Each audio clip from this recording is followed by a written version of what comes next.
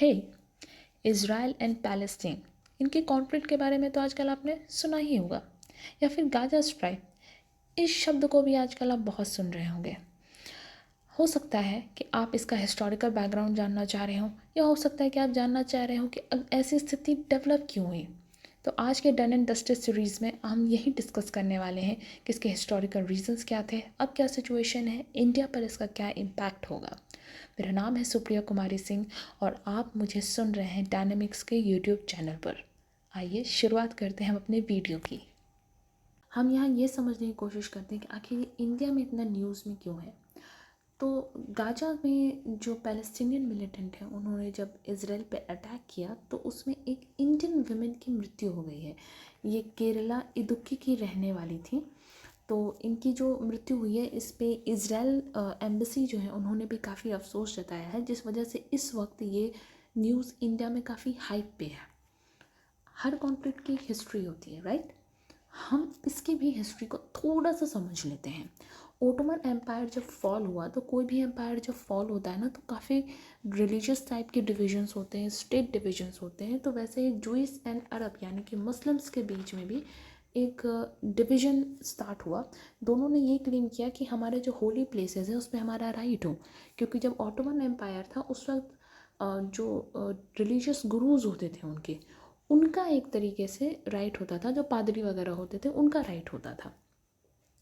इसके बीच में काफ़ी कॉन्फ्लिक्ट्स इस चीज़ को लेकर चलते रहे, क्योंकि जो जेरूसलम था वो दोनों का होली प्लेस था, जूइस और अरब का। तो 6 डे वॉर ऑफ 1967 ये सबसे ज़्यादा इम्पॉर्टेंट इवेंट घटी थी, जो कि जिसमें इसराइल ने West Bank, Gaza stripe and Palestine एवं अरेबियन टेरिटरीज़ को जो थोड़ी बहुत थी उन पे कब्जा कर लिया था। पर इसके साथ गड़बड़ी ये हुई कि उसने ईस्ट जेरूसलम पे भी कब्जा किया एंड सिनान पेनिनसुला पे भी कब्जा किया। तो ईस्ट जेरूसलम का जो रेलेवेंस है दोस्तों, वो ये है कि यहाँ पे एक रिलीजियस प्लेस है जिसके बारे में हम आगे पढ़ेंगे। और ये रिलीजियस प्लेस जो है ये जूइस एंड अरब दोनों के लिए बेहद ही इम्पॉर्टेंट प्लेस है। तो ज्यूज़ होते हैं ना, ये भी वहाँ जाते हैं, और जो मुस्लिम्स होते हैं उनके लिए मक्का और मदीना के बाद ये प्लेस जो है थर्ड मोस्ट इम्पॉर्टेंट प्लेस है। तो सिनान पेनिनसुला के बारे में हम जान चुके हैं, पर दिक्कत ये हुई कि पैलेस्टीनियन ने सिनान पेनिनसुला के कैप्चर के बाद कोई क्लेम नहीं किया, तो 1979 में उसे इजिप्ट को दे दिया गया था, that too under Camp David accord.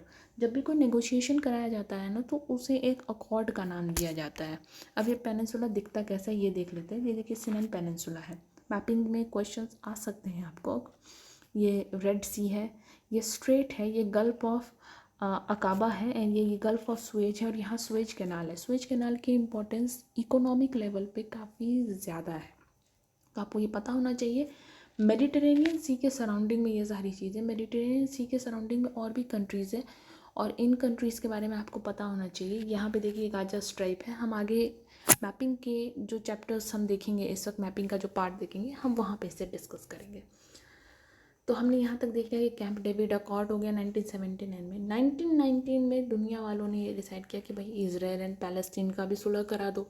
तो हमने ओस्लो अकॉर्ड बनाया।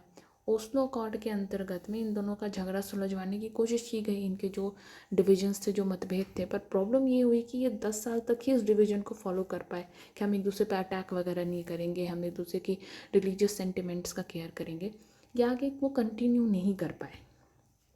अब ये रिलीजियस इश्यूज़ जो थे ना, उनके बारे में हम थोड़ा सा जान लेते हैं। जो टेंपल माउंट है ना, जो मैंने बताया ना आपको कि ईस्ट जेरूसलम में एक जगह थी जो कि कैप्चर होने के बाद बड़ी दिक्कत पैदा कर गई थी, तो ये टेंपल माउंट उसी जगह पे है, और ये डोम ऑफ रॉक भी उसी जगह को कहते हैं। और ये दोनों जगह इन दोनों धर्मों के लिए बेहद ही इम्पॉर्टेंट है। तो जो जेरूसलम जो है ना, चूँकि ये बेहद इम्पॉर्टेंट पार्ट रखता है इनके धर्म के अंदर, तो जो पैलेस्टीनियंस हैं एंड जो इजराइल्स हैं, दोनों इसे अपना कैपिटल बनाना चाहते हैं। जब भी वहाँ पे कोई विज़िट की जाती है ना, तो वहाँ अक्सर रेओट और प्रोवोकेशन की इश्यूज़ काफ़ी ज़्यादा मेंशन की जाती है। और दोस्तों, जहाँ रेओट और प्रोवोकेशन यानी कि वहाँ लॉ एंड ऑर्डर की दिक्कत है, फिर वो कितनी भी अच्छी जगह हो, वहाँ कॉन्फ्लिक्ट के इश्यूज़ की वजह से वो स्ट्रैटेजिकली काफ़ी इंपॉर्टेंट जगह हो जाती है। ये देखो, ये डोम ऑफ माउंट है, राइट। आप यहाँ विज़िट कर सकते हैं।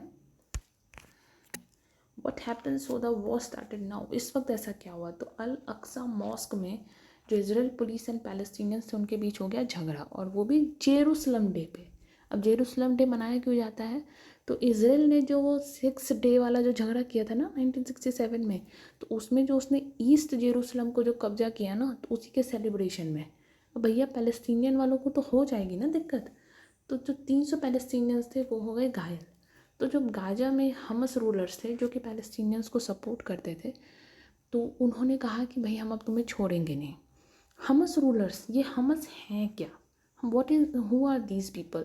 तो ये पैलेस्टीनियन मिलिटेंट्स हैं, ये एक्चुअली एक एक्सट्रीमिस्ट हैं, सुन्नी एक इस्लामिस्ट एक्सट्रीम थिंकिंग है जिसको ये सपोर्ट करते हैं, एंड फंडामेंटलिस्ट के तौर पे ये सामने आते हैं। But these are actually militant group, यानी कि थोड़ा टेररिज्म वगैरह ये धर्म के नाम पे फैलाते हैं। तो इन्होंने किया अटैक, हंड्रेड्स ऑफ रॉकेट्स इन्होंने इजराइल पे छोड़ दिए, जिसमें से एक में हमारे देश के नागरिक की मृत्यु हो गई। तो इजराइल ने भी इसके जवाबी कार्रवाई में कोस्टल स्ट्राइप, यानी कि जो गाजा का जो पार्ट है जो पैलेस्टीनियंस के अंदर में है, वहाँ पे इन्होंने अटैक किया। क्योंकि एक देश जो जिसके पास कोस्टल पार्ट होता है ना, उसका कोस्टल एरिया इकोनॉमिकली बहुत इम्पॉर्टेंट होता है। तो it's a quite a damaging thing.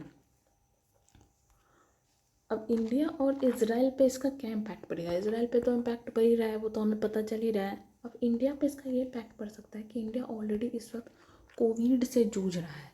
Covid में इनकी इकोनॉमिक कैपेसिटी को लगाना बेहद ज़रूरी है ताकि हेल्थ इंफ्रास्ट्रक्चर को हम और बेटर कर सकें। ये एनालिसिस मैं आपको बता रही हूँ, ये एक पॉइंट ऑफ व्यू भी से भी हमें सोचना चाहिए। और इस वक्त अगर वॉर की स्थिति हो गई इजराइल में या उसके आसपास की कंट्रीज़ में, तो वहाँ से जो इंडियन का जो इवैक्यूएशन हमें कराना पड़ेगा, जो हमें वहाँ से उनको सेफ करके लाना पड़ेगा, उसमें भी एक इकोनॉमिक खर्चा काफ़ी ज़्यादा होगा। वो मतलब इकोनॉमिक स्ट्रेन कंट्री पे काफ़ी ज़्यादा पड़ेगी। तो इस वजह से भी इंडिया को इससे नुकसान हो सकता है, और इंटरनेशनल लेवल पे भी इंडिया को एक साइड अगर चुनना पड़ा तो भी काफ़ी प्रॉब्लम्स हो सकती है। आ जाते हैं मैपिंग के पार्ट पे। ये देखिए, डेड सी जो है उसके वेस्ट साइड में वेस्ट बैंक है, यानी कि डेड सी के वेस्ट साइड में होने के कारण उस जगह का नाम वेस्ट बैंक है। यहाँ पे इजराइल है, यहाँ इजिप्ट है, यहाँ गाजा स्ट्राइप है, और यहाँ मेडिटेरेनियन सी है। मेडिटेरेनियन सी जो है वो यूरोप वगैरह अफ्रीकन कंट्रीज़ इन सब को भी कवर करता है। काफ़ी स्ट्रेटजिक सी है, काफ़ी इकोनॉमिकली एक्टिव सी है। तो इस पार्ट को आप एक बार मैपिंग में भी देख सकते हैं। तो मैपिंग के पार्ट से मुझे ये दिखाना था कि किस तरीके से यहाँ पे अटैक्स वगैरह हो रहे हैं। तो दोस्तों आज के डन एंड डस्टेड सीरीज़ में इतना ही है। आपको जितना आपके एग्ज़ाम के लिए जानने की ज़रूरत है या यूजुअल एक कॉमन सेंस में आपको जो जानने की ज़रूरत है वो मैंने आपको इस सीरीज़ में गाइड कर दिया है। फर्दर आप न्यूज़ को देखते रहें, आप इसमें अपडेट होते रहेंगे। ये मेरा टेलीग्राम चैनल है, आप यहाँ पे नोटिफिकेशन पा सकते हैं मेरे अगले वीडियोज़ की। और डायनामिक्स पे और भी बहुत सारे सीरीज़ एंड वीडियोज़ चल रहे हैं, हमें फॉलो करते रहिए। बहुत बहुत धन्यवाद।